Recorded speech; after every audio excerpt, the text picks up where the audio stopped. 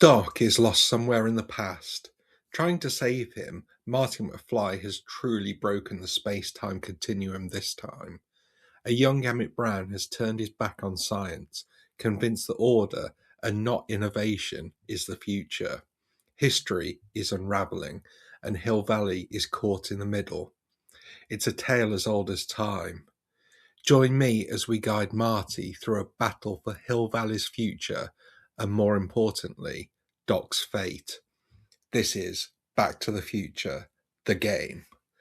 I'm the Baker Gaming, and welcome to my What's the Deal With series, where I play through games for the very first time and break down both their story and their mechanics. Some games are new and some are old, but the rule is simple. I must never have played them before. No nostalgia, no bias, just fresh eyes and a healthy dose of curiosity. Before Telltale Games reached truly meteoric success with the Walking Dead series, there was Back to the Future, the game. As you'd expect, the story is full of twists and turns, but there's a much stronger emphasis here on complex, often rather convoluted puzzles.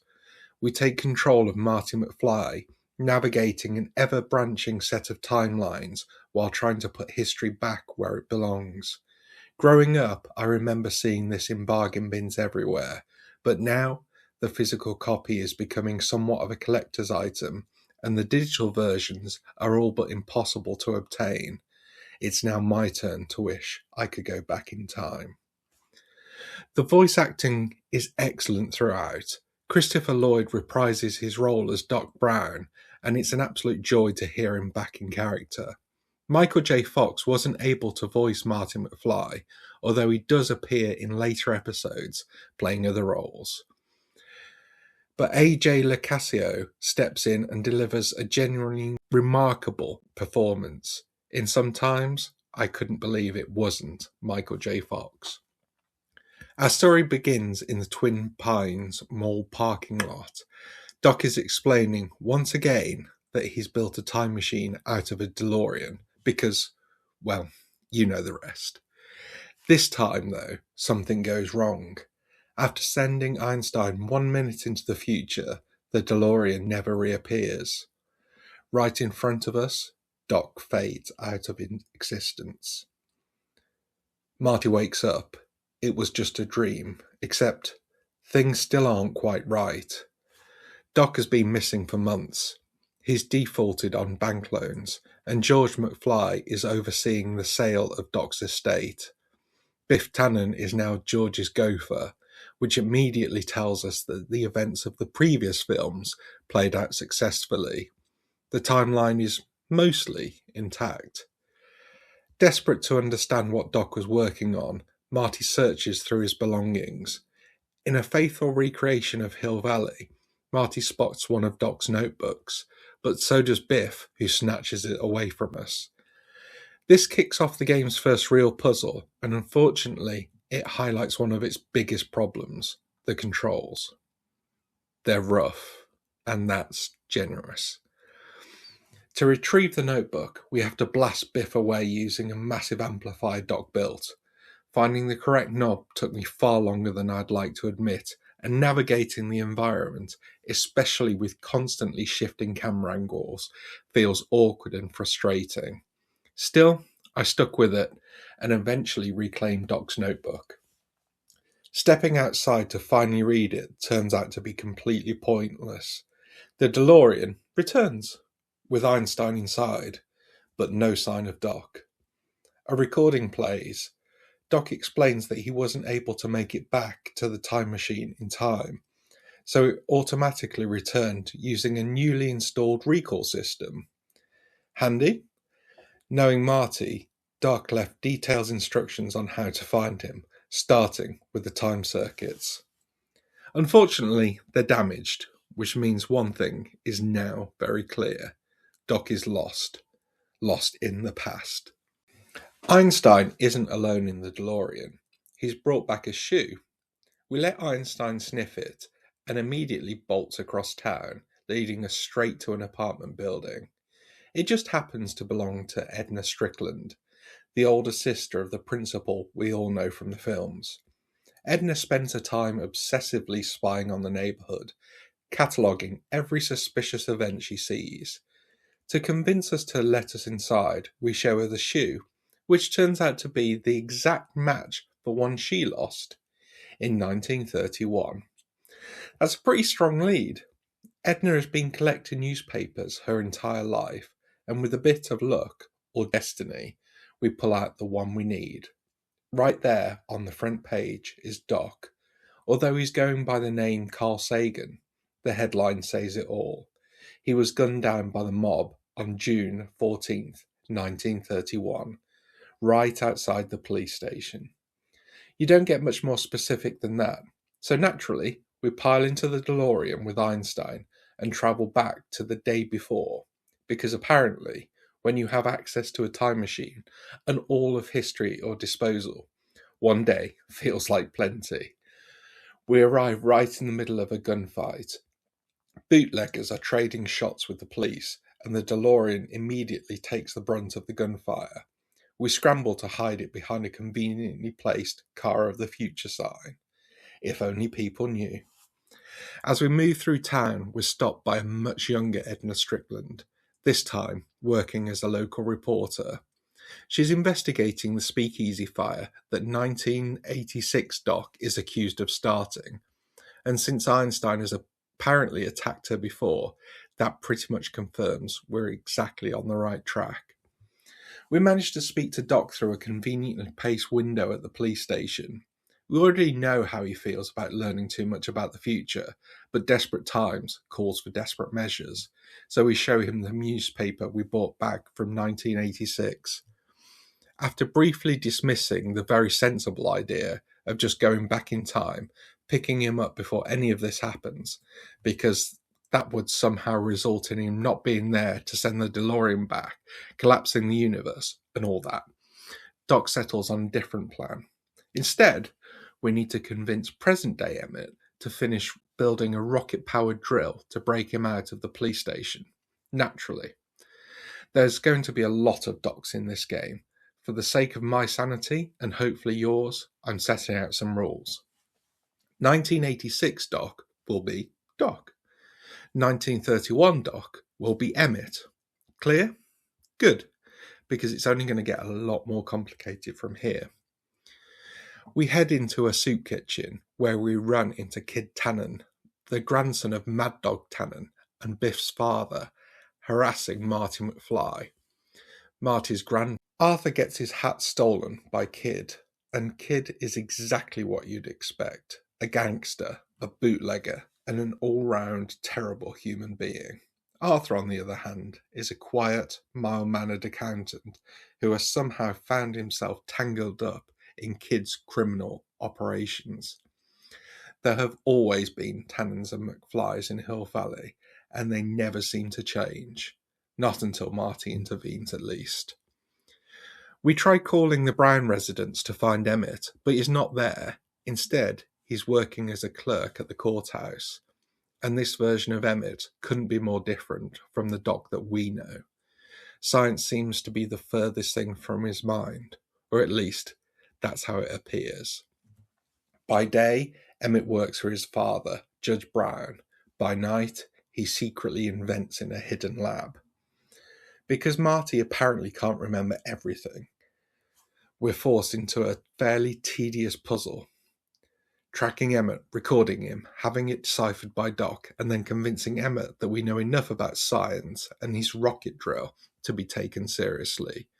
All of this is made harder by the game's genuinely awful controls. Eventually, Emmett concludes that we must be from the patent office, so we just don't correct him.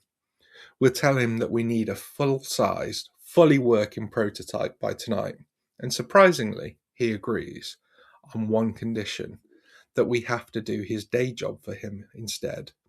That job, delivering a subpoena to our own grandfather, Arthur McFly. And if that weren't awkward enough, we also learn that the rocket drill needs high-proof alcohol as a fuel source.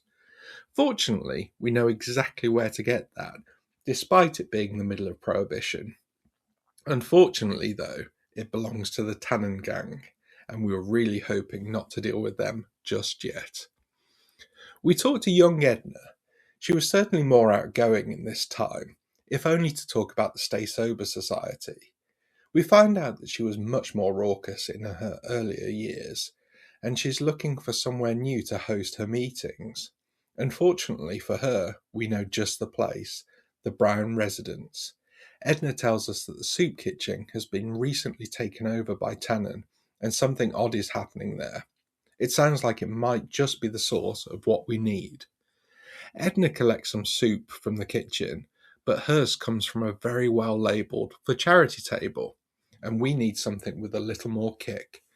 We distract Tannen's ever so smart lackeys and manage to knock down another portion, this time of special soup, to Edna, who we easily convince to take it to her Stay Sober Society meeting, conveniently at the place where we need it to go, the Brown Mansion.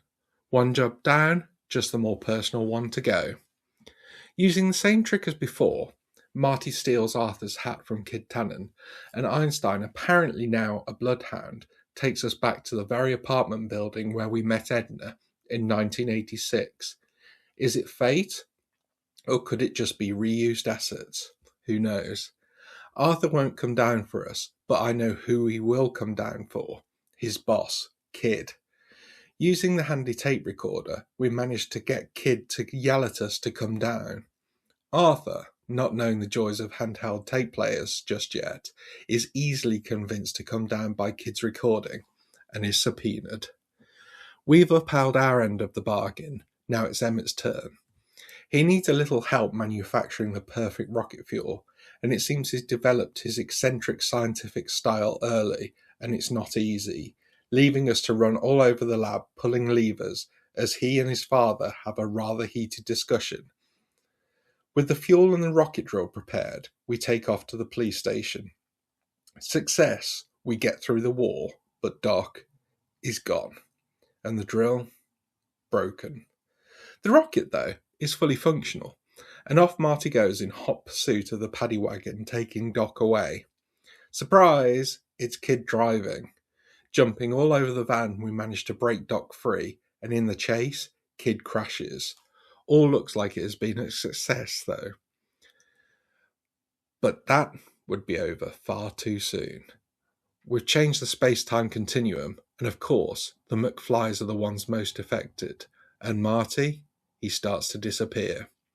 Looking at the newspaper Marty took from Edna's apartment, it becomes clear. Because of our actions in 1931, rather than Doc being killed, Arthur McFly instead was beaten almost to death. Good job we have a time machine. With the destination time set to just before Arthur was beaten, a policeman arrives, just in time to pull Doc from the DeLorean. Slowly pacing around the DeLorean gives Doc enough time to drop the keys to Marty, who, with encouragement from Doc, takes off to save his grandfather. There's only one additional problem now. Marty, the first Marty, the one who went back to save Doc, is still in the town square, and as all time travellers know, you can't meet another version of yourself, even if they themselves are a time traveller. Poor Einstein and Emmett are so confused, pinballed between two Martys, while we, the second Marty, do our best to avoid bumping into ourselves. Despite this, we get to the courthouse just as Arthur walks out, but it's too late. Tannen's gang also arrives. Maybe we should have, given ourselves a bit more time. A goon takes us out as the gang pursue Arthur. In the distance, we see the gang go down an alleyway next to the soup kitchen, bumping into Kid and Trixie. Trixie seems like Tannen's girlfriend, but she has a soft spot for Arthur. Kid orders the gang to go to find out what Arthur told the DA, while he goes off to find Doc. We get ourselves into the soup kitchen using the age-old method of hiding in a crate. Arthur has been chloroformed and is passed out. We find that the soup kitchen is really the new speakeasy. What a shock! We manage to fool Kid's goons and knock them out, leaving us to grab Arthur and escape in the DeLorean. We pick up Doc and leave Arthur. We warn him again to be careful.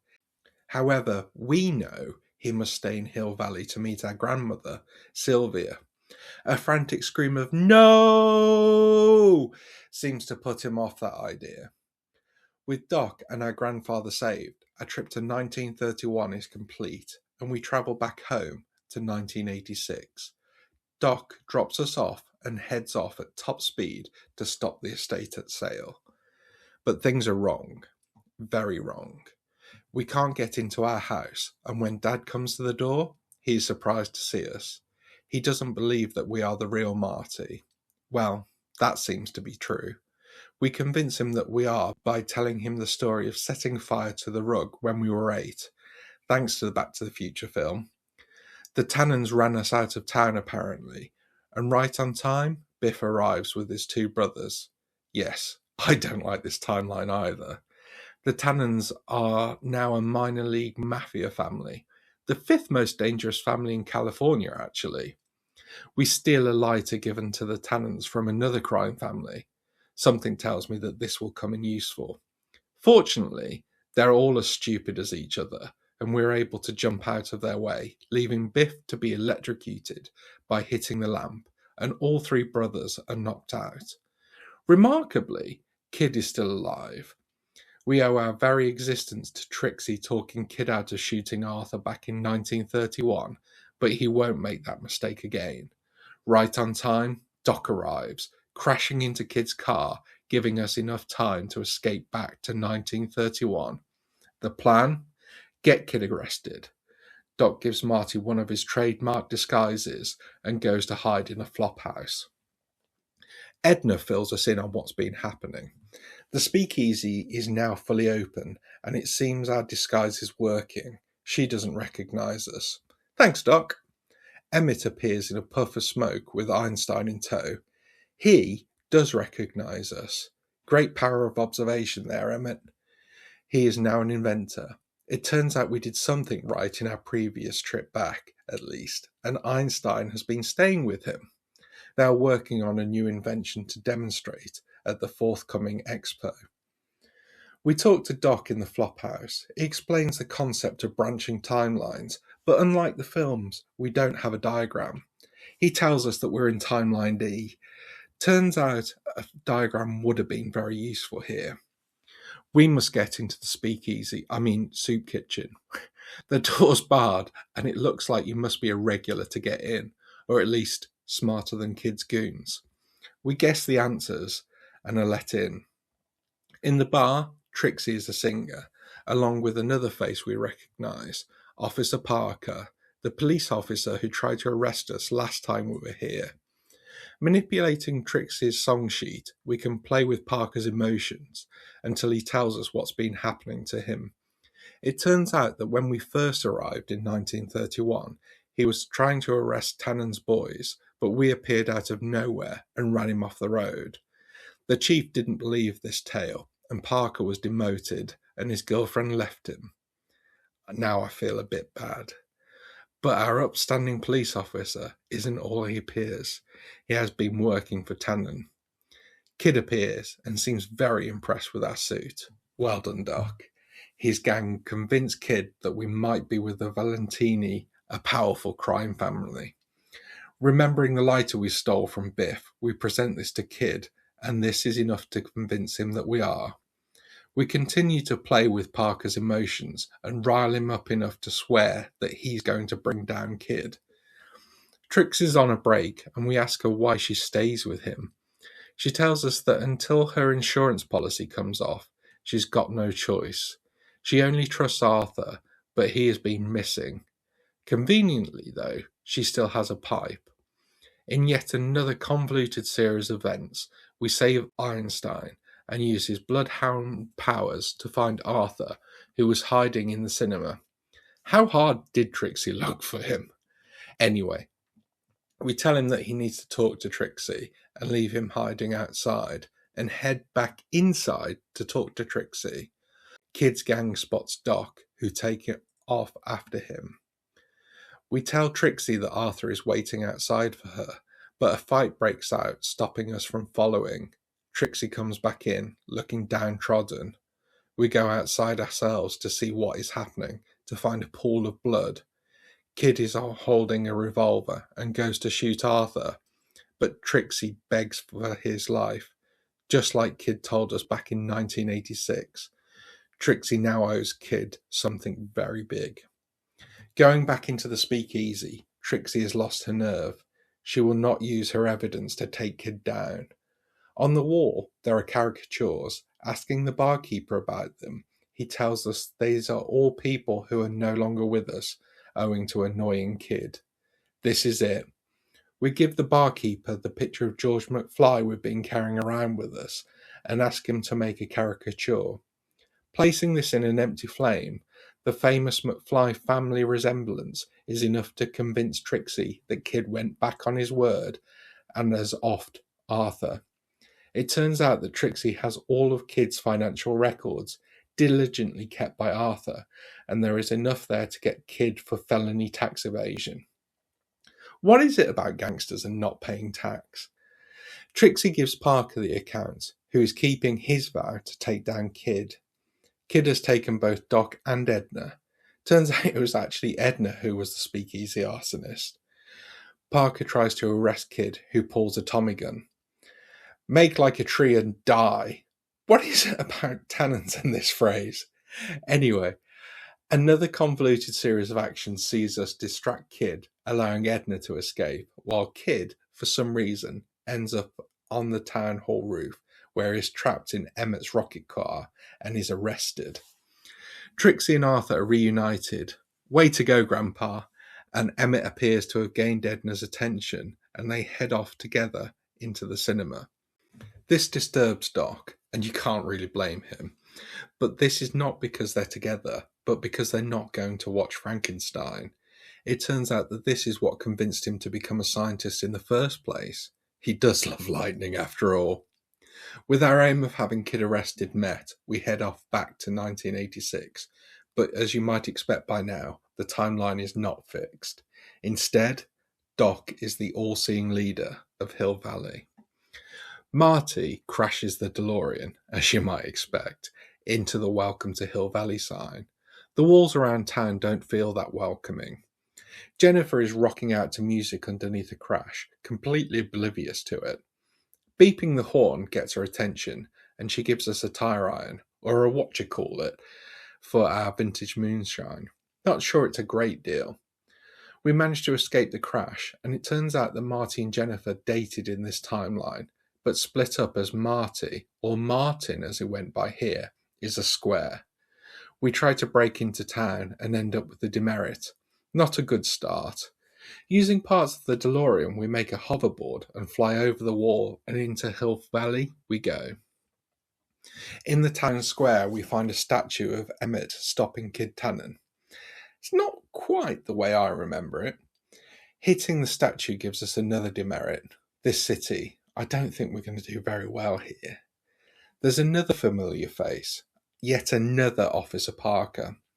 Looks like this does run in the family, and our 1931 version managed to redeem himself, even if Emmett ended up taking the credit.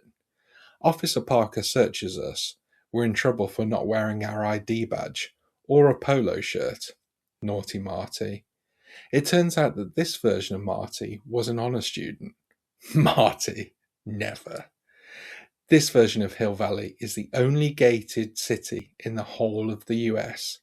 The ID badges allow people to move freely, apparently.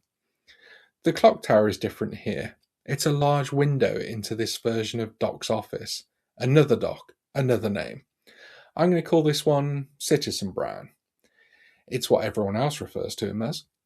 We want to get in to talk to him, to find out what led him to this.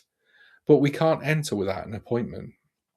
While hanging around outside and trying to get into the recycling bin, where all of the good stuff goes apparently, confiscated things go, to be disposed of, we receive yet another demerit for loitering, along with witnessing something rather odd. Biff getting out of Citizen Brown's car. Doc and Biff? I would never have believed it. It turns out that unlike this version of Marty, who is so very similar to us, this version of Biff is very similar to the one we know. He was bad, very bad.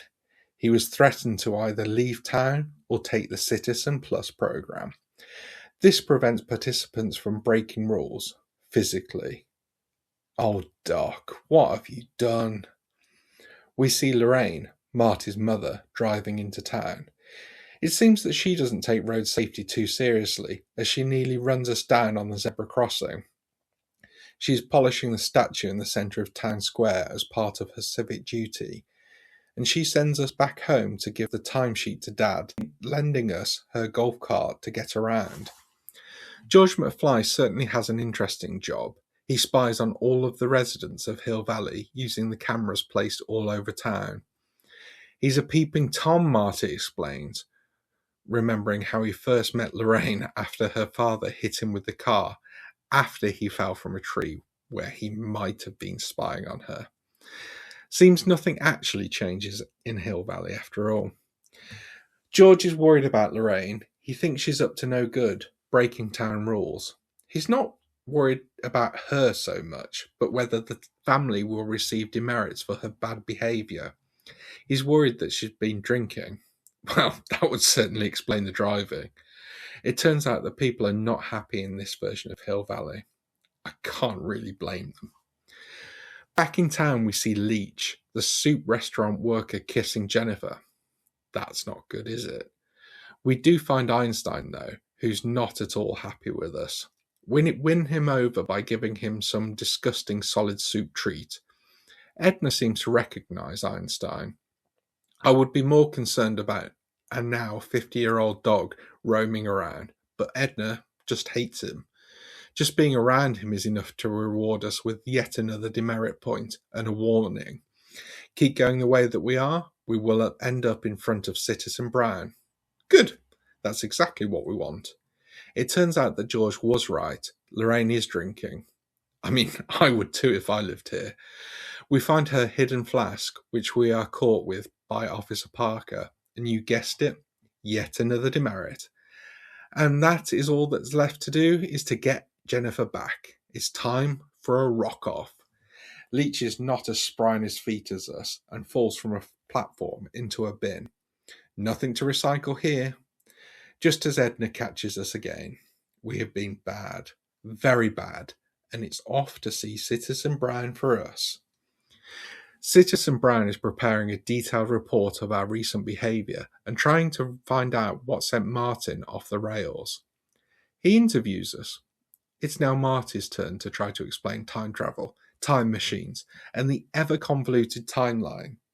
But Citizen Brown doesn't believe any of it.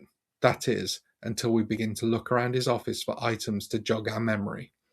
We remind him that he looked after Einstein in 1931 and that he once made rocket fuel in a fish tank.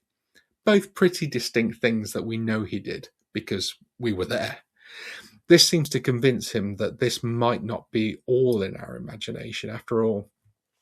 He tells us that he single-handedly captured Kid Tannen, but we know that's not true, and point out that you can see both us and Doc, the real Doc, in the background of one of Citizen Brown's photographs. That's enough for him, and Citizen Brown asks us if he's happy in our timeline. We tell him about Clara, his boys, his adventures. He is happy. But this is all brought back to earth when discussing how people are not happy in his version of Hill Valley. This, not the time travel, the alternative lives, is what spreads doubt within Citizen Brown's mind. He gives us a chance to convince him, though. Show him the proof, he tells us. Fortunately, we know that this lies with our peeping Tom father. Returning to the McFly home, we find our father knocked out on the floor and all of the tapes gone. He doesn't believe that he was whacked and robbed, not here in Hill Valley. Finding an aluminium bat is enough to convince him, though, because no McFly would ever use an aluminium bat for some reason. He won't let us go to the cops. He doesn't want anyone to know about the tapes. In fact, no one knows about them. If that is true, who found out about them and who is watching the watcher?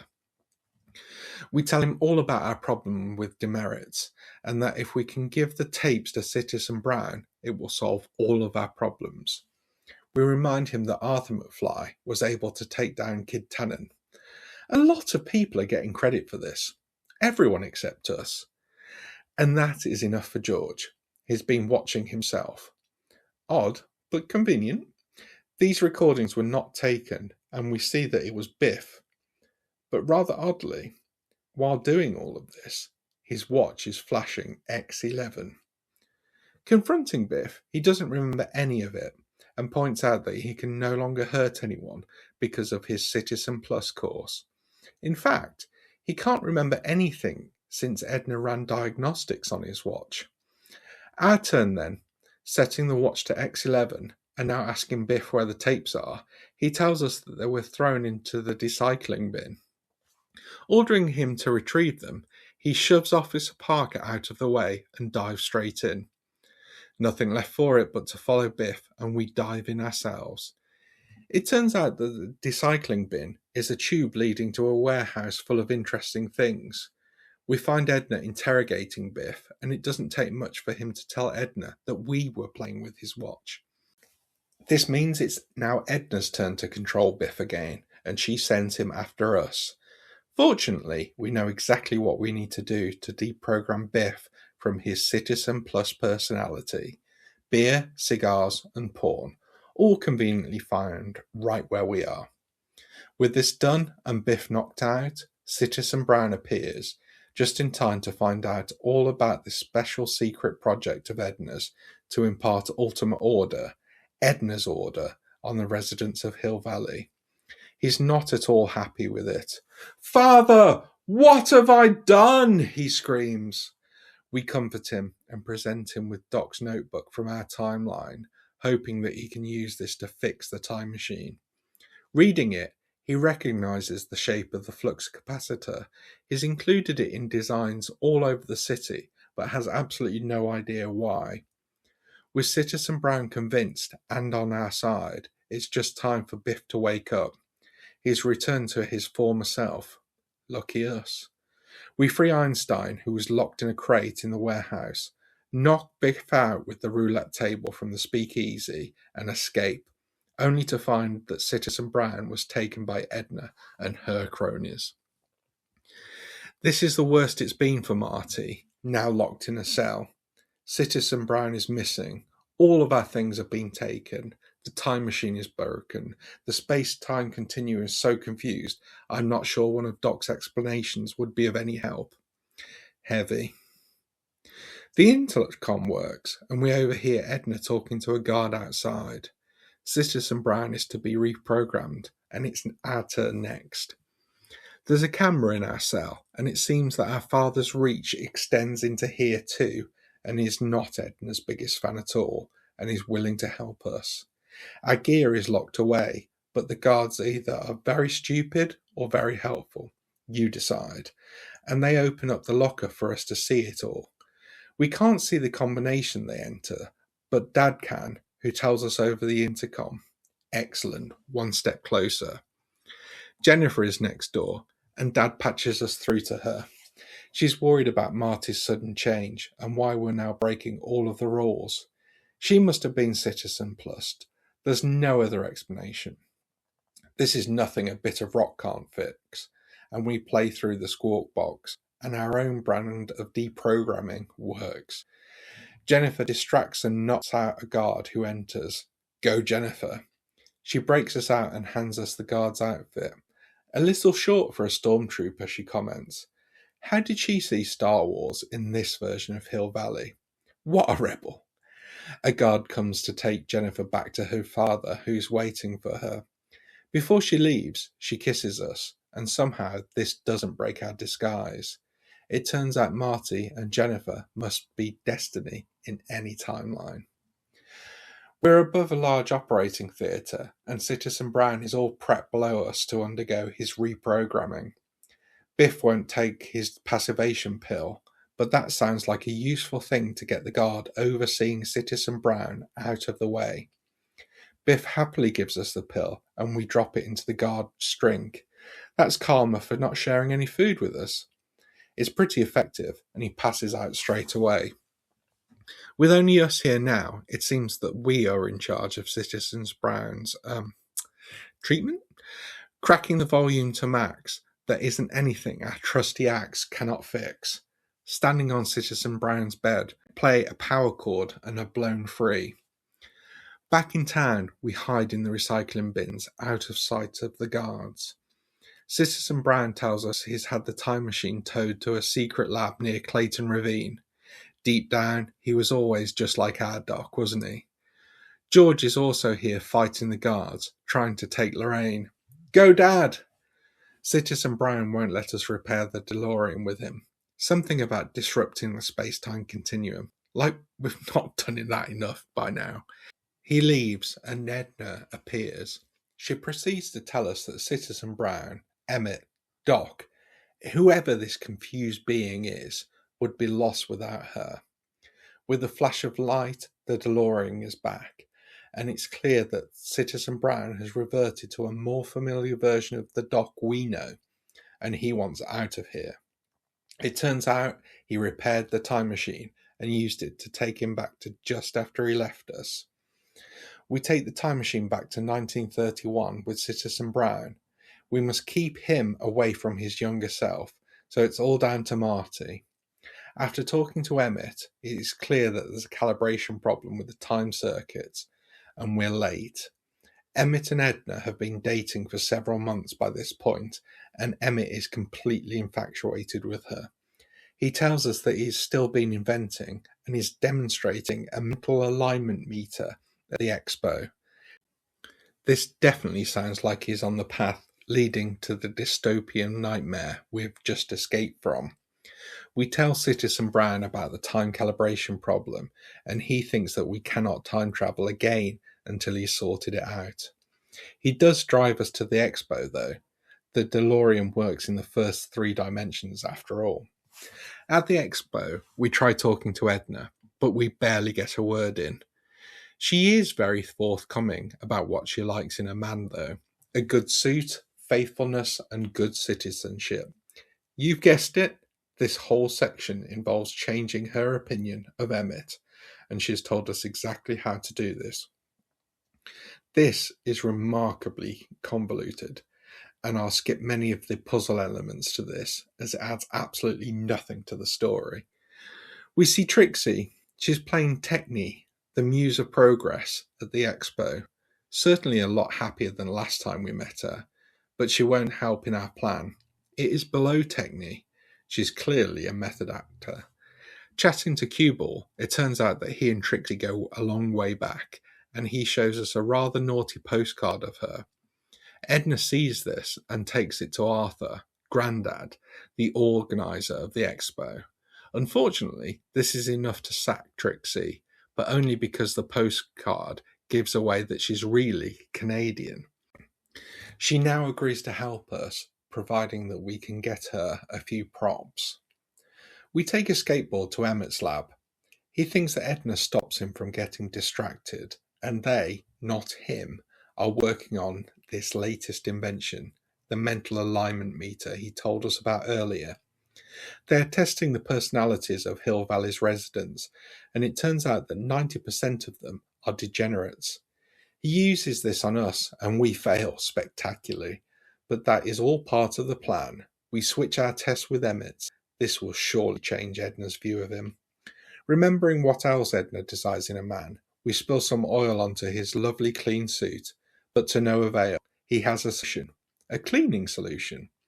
As with all of his inventions, there is a problem with it. When it ages for 12 hours, it would dissolve anything it touches. Good job we have a time machine. Just a shame it's not working.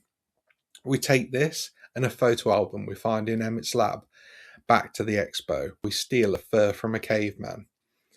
Citizen Brown is testing the DeLorean, and we pop the cleaning solution inside. A few trips later, and it's aged enough. Maybe it didn't matter the time machine wasn't functioning after all. We also take a huge prism from one of the exhibits. We give Trixie the photo album, the fur, and the prism, and we're all set.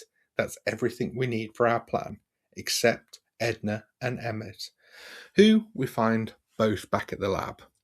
Taking the skateboard back there, we find despite Emmett's earlier comments, Edna definitely is a distraction, distracting him from science by kissing.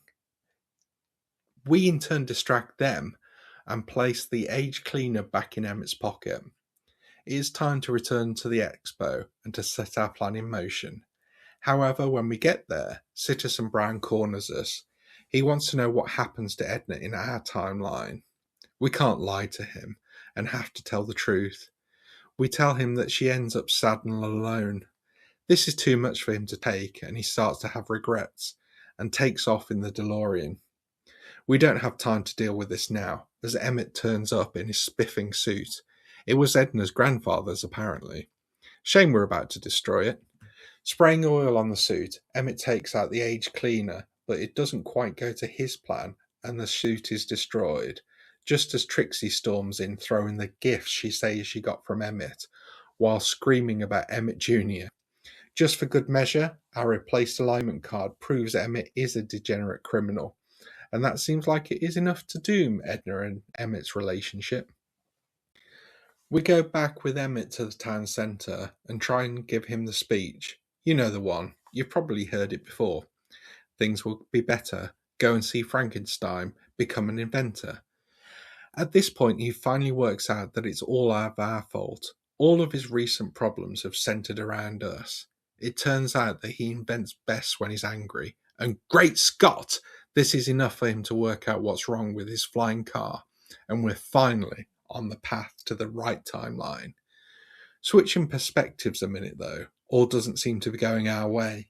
Citizen Brown picks up Edna in the DeLorean, and they take off to stop Marty. Marty wakes up in a panic in Emmett's lab, still in 1931. A phone is ringing. It's Emmett, and he's had an epiphany last night. He's at the expo and needs Marty to bring him a static accumulator, or for us simpletons, the glowing thing in his lab. On our way to him, we meet Citizen Brown, who nearly runs us down. It turns out that he too had an epiphany and realised it was science that made him miserable, not Edna, and he plans to put his younger self off science for good. Citizen Brown fights us, and the static accumulator goes flying. In yet another very annoying sequence, it continues to fly away just as we get close enough to catch it, repeatedly, but of course, eventually we retrieve it. At the expo, Trixie is back. Arthur tells us he's found a loophole, but won't say more than that. The expo is finally open, and it's time to enjoy it a bit. Unfortunately, everything costs tickets, but fortunately, we've gotten in with the person in charge of handing them out, Trixie. A police officer, under the supervision of Edna, closes Emmett's display. She hints that she knows our secret, but it's not what we think. She accuses us of being a radical anarchist. In turn, we have to discredit her and find Emmett, who is now, of course, missing. From a distance, we see Citizen Brown and Emmett talking, but before we can get to them, Citizen Brown knocks Emmett out and takes him away. In a series of puzzles, we record Edna confessing to her past about being an arsonist and find Emmett hidden in a bathysphere, a type of submersible, by Citizen Brown. We give Officer Parker the evidence of Edna's crime. He truly has a lot to thank us for, doesn't he? Who tries to arrest Edna. She, on the other hand, has also learnt from us. "What's that over there?" Giving her enough time to escape. This is not enough to derail everything. Judge Brown arrives, just as the newly found Emmett begins his demonstration. Initially it goes well, but in typical Doc fashion, the demonstration ends in chaos. Despite this, Judge Brown gives Emmett his blessing to pursue a career as a scientist. Just as it all appears to be back on track, Edna jumps into the DeLorean and takes off at high speed, while Citizen Brown fades into non-existence. Doc turns up to pick us up at exactly the right time. Finally, it's good to see you, Doc. Great-grandfather McFly arrives, voiced by Michael J. Fox, as a wonderful surprise. He is here for Arthur, though, not us. Officer Parker arrives and tells us a tale about Edna's escape. Only we would believe. She has time-travelled, but to where? Who knows? The timeline shifts once again. This time, Hill Valley ceases to exist. Great-grandfather McFly tells us about somebody called Scary Mary who ran the early settlers of Hill Valley away. That sounds an awful lot like our Edna. We travel to Scary Mary's hovel to find the DeLorean decaying in the yard. Edna is there and is not pleased to see us. Well, Marty, that is. She remembers Doc, or rather the other version of him. With enough prompting by us, Doc convinces Edna to talk. She thinks it's the day after the expo. She's truly lost her mind. We guide her through flashbacks of memories to find the exact date she travelled back to. 1876. She's been here, alone, for close to 60 years. That would be enough to send anyone slightly peculiar. Travelling back in time again, we find Edna up to her old tricks, attempting to burn down a saloon. Tannen draws a gun on Edna, and we have to save her, prevent the burning, and get her to safely back to 1931, which, of course, we manage. Though, as you'll have guessed by now, through tedious point-and-click puzzles. In a dramatic hoverboard chase, we stop Edna and drag her back to 1931 at exactly the right time to see her arrested by Officer Parker. Edna's DeLorean fades out of existence, and Arthur and Trixie, it turns out, are already married. But Marty doesn't fade away. Trixie really was our grandmother. Way to go, Grandad. With everything fixed, we head back to the present, or at least 1986. Doc and Clara are now part-time residents here when they're not time-travelling. Doc tells us that this adventure all started out because he was researching the McFly family tree and couldn't see where Grandma McFly came from. Well, we know why this was tricky. As with the end of every Back to the Future story, everything is not quite the way it was before we started. Edna is now married to Biff's father. DeLorean after DeLorean piles up. Marty's from the future and from the future arrive, needing our help. Everything is set up for a sequel that never came. The story was full of twists and turns, and not as dark as those we have come to be familiar with in more recent Telltale games. Back to the Future the game is in essence a point-and-click adventure. Each scene sets up with a puzzle we have to solve, and there are multiple achievements that you will never get with a single playthrough. All depend on how you go about solving each of these problems. But the controls. Oh, the controls. How can it be so hard to walk in a straight line or select the correct object to interact with? I wouldn't mind so much, but the repetitive dialogue when interacting with something is too much.